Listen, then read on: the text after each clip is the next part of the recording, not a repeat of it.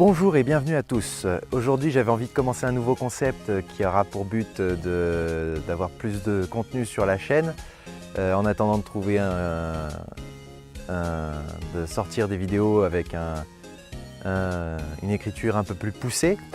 Donc je prends un peu le format vlog pour faire ces vidéos et je soleil dans la gueule, c'est pour ça que je fronce les sourcils comme un taré. Qui va avoir pour but de faire une petite critique, review, appelez ça comme vous voulez, de choses de médias que j'ai consommés relativement récemment. Donc aujourd'hui on va parler d'un jeu vidéo, mais ça pourra être aussi bien des animés que des jeux vidéo, que des séries, que des films, en plus des jeux vidéo. Et donc aujourd'hui nous allons parler de Phoenix Wright Ace Attorney. Alors, attendez que je sorte mon petit papier, parce que ça va m'aider pour me guider pendant la vidéo. Donc, Ace Attorney, qu'est-ce que c'est? C'est un jeu où on incarne Phoenix Wright, qui est un avocat de la défense. Et donc, le but d'un avocat de la défense, c'est d'innocenter une personne accusée de crime. Donc, nous, on incarne cette personne-là. Et donc, dans ce jeu, on aura 4 affaires à résoudre, 5 si vous jouez à la version DS, mais c'est probablement celle-là que vous allez jouer de toute manière, puisque la version Game Boy Advance n'est pas sortie chez nous. Donc vous allez sans doute jouer à la version Game Boy Advance, DS, à moins que vous ne saviez, oui c'est ça, parler japonais. Donc c'est 4 histoires qui viennent de la version GBA et il y en a une 5e qui s'ajoute dans la version DS qui a des éléments supplémentaires qui utilisent les mécaniques, qui utilisent les spécificités de la DS comme le micro et l'écran tactile. Donc ouais, pour le résumer c'est à peu près ça. Pour continuer, je vais vous parler du tuto du jeu un peu en profondeur, ce qui vous permettra de vous faire une idée de comment ça se joue. La toute première enquête qui sert de tuto au jeu, il s'agit du meilleur ami de Phoenix Wright, Paul DeFess, qui se fait accuser d'avoir tué sa petite copine, alors que c'est pas le cas, hein, mais le but justement c'est de prouver que c'est pas le cas. Donc Paul DeFess se fait accuser d'avoir tué sa petite copine et dans cette première enquête nous sommes assistés de Mia qui est la mentor de Phoenix Wright qui lui a tout appris et lors de ce procès, c'est l'examen de Phoenix Wright pour qu'il puisse devenir avocat de la défense. Jusqu'à maintenant, il était qu'apprenti. Et donc dans cette première enquête, pour le tutoriel, dans ce premier procès, pardon, pour nous aider, Mia nous assiste et nous fournit notamment les preuves, les pièces à conviction, qui vont servir à innocenter Paul DeFess. Alors comment ça marche ça pour innocenter Paul DeFess avec les pièces à conviction? Le procès se déroule en 2 phases, 2 parties distinctes. Il y a les dépositions des témoins, les témoins qui sont appelés à la barre par l'avocat de l'accusation. Ces témoins donnent leur déposition et notre but en tant qu'avocat de la défense, ça va être de trouver des incohérences dans leur témoignage. Comment on fait pour en trouver un?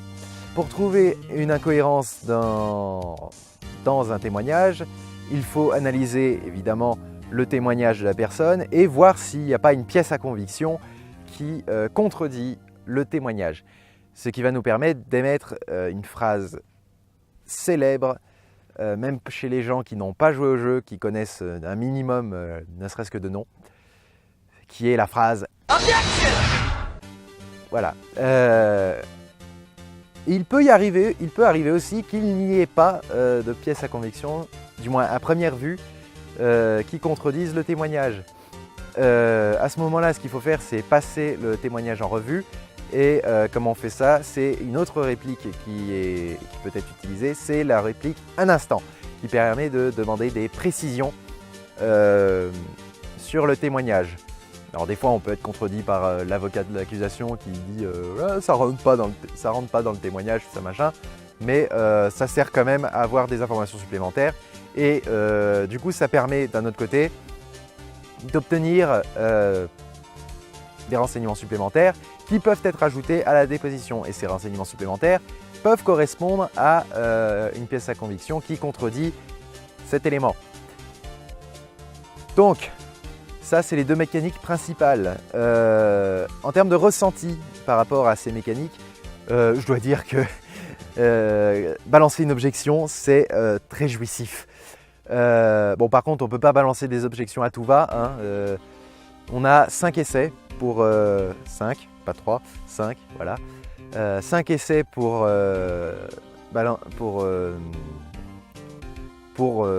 une phase, en tout cas, de procès. Et au bout de ces 5 essais épuisés, c'est game over, comme à peu près n'importe quel jeu. Niveau présentation du jeu, de manière générale, ça se présente comme un visual novel. Je ne sais pas si vous connaissez les visual novels, c'est-à-dire c'est des jeux assez fixes avec beaucoup de texte. Disons en fait, les visual novels, basiquement, c'est un fond et un personnage qui parle. Voilà. Des fois, il peut y arriver qu'il y en ait deux, mais la plupart du temps, c'est ça. C'est un fond, un personnage qui parle, et les dialogues, c'est on voit le personnage disparaître pour avoir l'autre personnage qui répond, qui apparaît pour répondre. Voilà, ça se présente à peu près comme ça. Donc, niveau présentation, voilà, c'est comme c'est un visual novel. Bon, bah, il n'y a pas des masses niveau graphisme. Après, vu que ça venait de la GBA, il y a un petit effet pixel art. Si, quand même, niveau présentation qui est bien foutu, c'est les transitions entre les dialogues entre Phoenix, l'avocat de la défense, et l'avocat de l'accusation, où on a une transition bien fluide en fait, avec un effet de flou. C'est très sympa ça. Bah, après les un instant, voilà, ils sont un peu moins jouissifs parce que c'est un peu la mécanique tâtonnement, on va dire. Mais les objections sont très cool. Donc pour pas spoiler, je vais passer à la suite. Juste que voilà, dans chaque épisode, on innocentera notre accusé. Hein. Il n'y a pas de surprise là-dessus, même si des fois ça peut passer in extremis. Donc pour pas spoiler, on va passer à la suite. C'est-à-dire l'écriture, le scénario et la durée de vie du jeu. Donc niveau écriture, justement vu que c'est un visual novel, il y a beaucoup de texte. Et il peut y arriver des fois que ce texte, il y ait des fautes à l'intérieur. Et dans ce jeu, c'est un peu le cas. On peut trouver des fautes d'orthographe, des fautes de conjugaison, des mots qui manquent, ça m'est arrivé, et des fautes de frappe aussi. Je suis tombé sur des fautes de frappe, genre il manquait une lettre dans un mot. Voilà. Sinon, niveau tournure de phrase, ça passe, il n'y a pas de problème de grammaire. Les phrases sont français, hein, sont bien françaises, bien traduites. C'est juste qu'il y a des fautes des fois, donc il n'y a pas eu trop de relecture. Voilà. À noter quelque chose à propos de la traduction, Phoenix Wright Ace Attorney est un jeu japonais et dans ce jeu-là, ils ont décidé en fait, lors de la localisation, de décider que... Ils ont décidé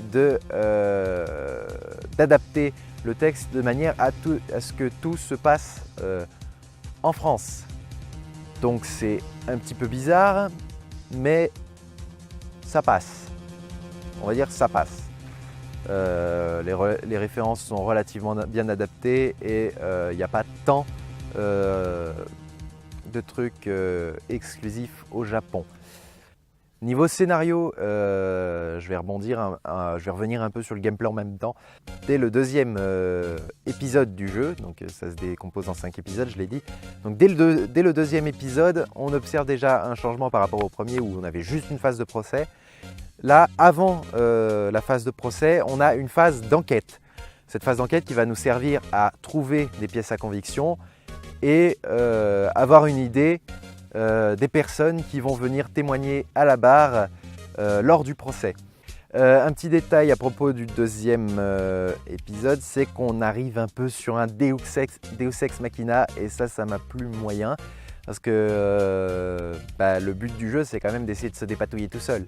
Donc quand tu as un Deus Ex Machina qui vient qui vient te résoudre le procès pour toi, ça la fout moyen. Et puis ensuite on a aussi des situations qui sont un petit peu tirées par les cheveux.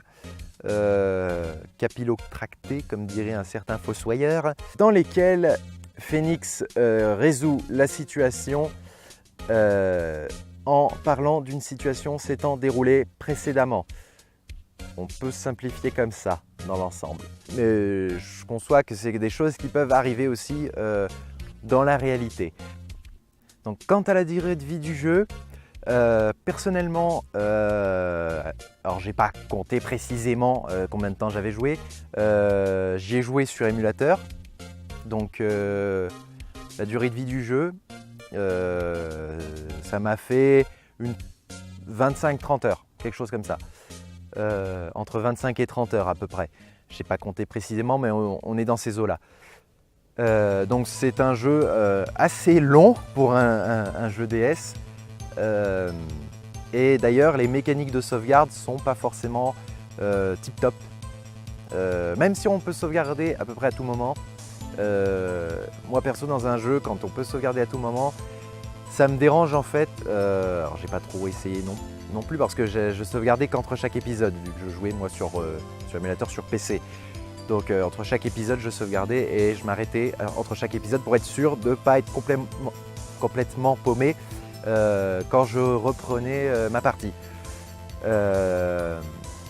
Mais justement, c'est ce qui dérange un peu des fois quand on sauvegarde en plein milieu, c'est qu'on peut se retrouver paumé à plus savoir où on en est. Mais sinon, c'était déjà bien qu'il y ait une sauvegarde à tout moment, hein, parce que ça aurait été vraiment qu'entre chaque épisode, bon, ça aurait été un peu plus gênant. Je vais parler maintenant du coup des fonctionnalités exclusives à la DS qui n'étaient pas du coup dans la version GBA qui est sortie uniquement au Japon. Donc les fonctionnalités DS, ça concerne principalement la dernière affaire, c'est-à-dire que du coup vu que c'est celle-là qui est exclusive, c'est là où ils ont pu vraiment faire ce qu'ils voulaient en termes de mécanique de gameplay. Avant de parler de cette cinquième affaire, des mécaniques de cette cinquième affaire, je peux parler de ce qu'il y avait sur tout le jeu. Donc ce qu'ils ont fait basiquement en gros, c'est de la reconnaissance vocale, c'est-à-dire que au lieu de cliquer simplement sur un bouton pour faire un instant ou une objection, il était possible d'utiliser, de préparer en appuyant la touche, pour pas que ça se déclenche non plus à n'importe quel moment, de préparer en appuyant sur une touche la commande vocale et de dire la commande directement. C'est sympa. À noter que cette chose-là ne fonctionne pas sur émulateur puisque l'émulateur ne peut pas prendre la reconnaissance vocale en charge. Elle prend uniquement le son, le volume du bruit, mais sans le reconnaître. Donc ça gêne pas pour la cinquième, c'est une mécanique qui gêne pas pour jouer sur émulateur, ça ne gêne pas non plus les mécaniques de la cinquième affaire. Donc qu'est-ce que c'est que ces mécaniques de la cinquième affaire? Que ça fait depuis deux plombes que j'en parle, mais sans en parler. C'est très logique. Donc ça va impliquer un spray révélateur d'empreintes de sang, de traces de sang, qui utilise l'écran tactile. Ça va impliquer l'examination de preuves en 3 dimensions, avec interaction et tout, hein, donc genre un portefeuille, c'est le premier exemple qui me vient en tête. Un portefeuille, il va être possible de regarder à l'intérieur et de trouver un badge à l'intérieur. Et le moyen qu'ils ont utilisé pour voir ces preuves en 3 dimensions, c'est avec des roulettes aux alentours de l'écran qui permettent de tourner autour de l'objet.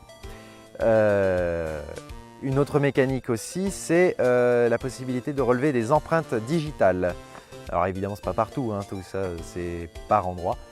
Mais il est possible de relever des empreintes digitales et ceci utilise l'écran tactile pour déposer la poudre d'aluminium. Il me semble que c'est ça, la poudre d'aluminium, et le micro pour souffler sur la poudre et révéler les empreintes.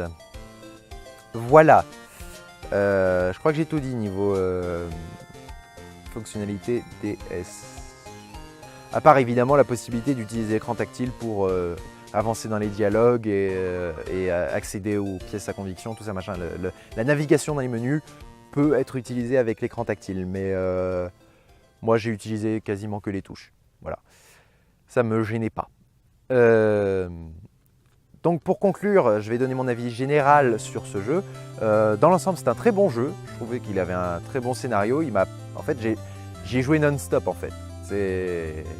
Dès que je pouvais, j'y ai joué. J'ai fait le jeu d'une traite quasiment. Et donc voilà, ça m'a beaucoup plu. Après, les quelques réserves que je mets, c'est sur ce fameux Deus Ex Machina et le fait que parfois ce soit un petit peu tiré par les cheveux.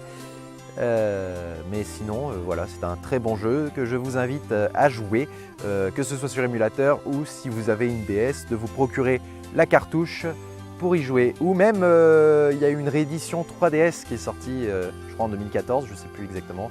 Au pire, mon moi du futur qui montera la vidéo corrigera cette erreur.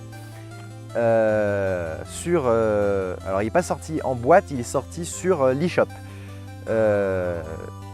Alors il me semble, je ne suis pas sûr non plus, qu'il soit exclusivement en anglais. Donc je ne suis pas certain. Il me semble, mais je ne suis pas certain. Voilà, donc c'est la fin de cette vidéo. Évidemment, j'en ferai d'autres. C'est vraiment ce concept-là va vraiment me servir à être plus régulier sur la chaîne. Je m'autorise à parler d'absolument n'importe quoi qui touche à des médias. Si ça touche, ça peut même toucher. Ouais. Pour l'instant, je me fixe aucune limite en fait. Tant que ça critique ou que ça cherche à faire une review de quelque chose, je m'autorise à le faire, à le faire dans ce concept-là. Évidemment, je ne ferai pas que ces vidéos-là, je vais chercher, parce que j'ai encore du mal à me fixer sur un concept de vidéo beaucoup plus travaillé, où je ne serai pas seulement en face cam comme ça à vous parler, où il y aura aussi de la voix off, où j'essaierai de faire des illustrations un peu plus poussées, tout ça machin. Mais pour l'instant, alors ce sera sans doute un concept un peu plus mensuel que ce concept-là. J'espère, je ne garantis rien, je ne me fixe pas une obligation ni vous garantis de ça. Je vais essayer de faire ce genre de vidéo une fois par semaine ou au minimum une fois toutes les 2 semaines. C'est l'objectif que je me vise. Je ne m'oblige pas à le faire, mais c'est l'objectif que je me vise. Pour le concept de vidéo plus poussé, je vais essayer de me fixer une par mois. Encore faut-il que je trouve le concept. Voilà. Donc c'est tout ce que j'avais à dire. Voilà. À la prochaine!